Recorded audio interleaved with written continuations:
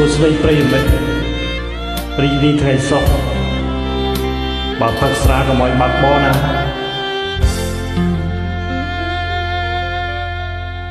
ដងស្ទឹងសង្កាយខែលិចផុតទៅតោចូលយាមផ្លូវនៅក្បាលស្ពានថ្មស្រមោលធម្មជាតិខំរំលេចពណ៌សរិទ្ធភ្លើងចអង្រួនរីត្រី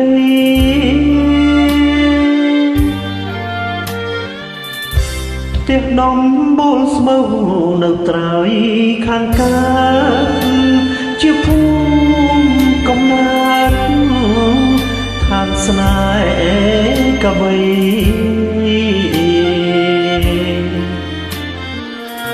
តាមផ្លូវមានគេ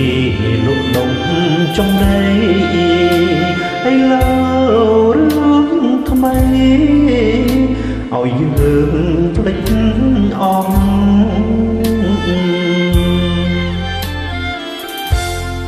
អូនគុំជាស្ទឹងបើខឹងនឹងបង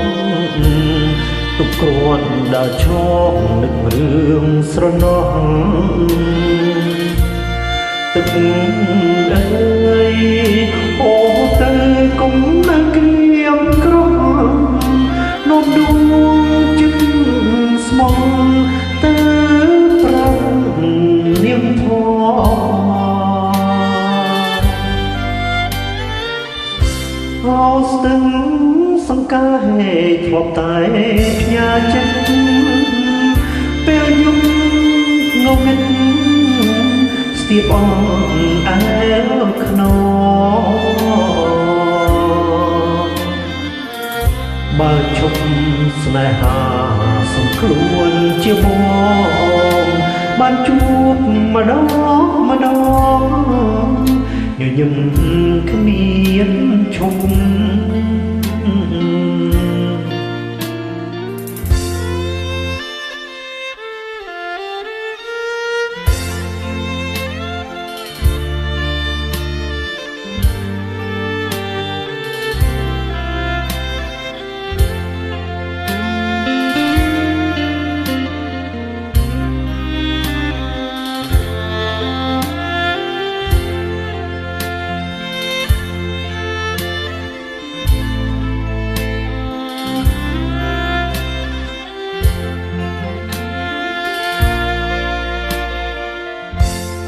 អូនគុំ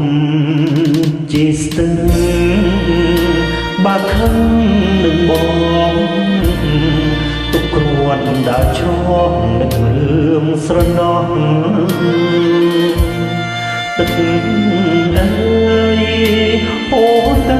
គុំនៅក្រៀមក្រនោមដួងចិត្តស្មងទៅប្រាំនាងធមអូស្ទឹងសង្កាយធ្លាប់តែផ្ញើចិត្តពេលយប់ងងឹតស្ទាបអងអែលខ្នងបើឈប់ស្នេហាសង្ខ្លួនជាបងបានជួបម្ដងញញឹមគ្មានឈប់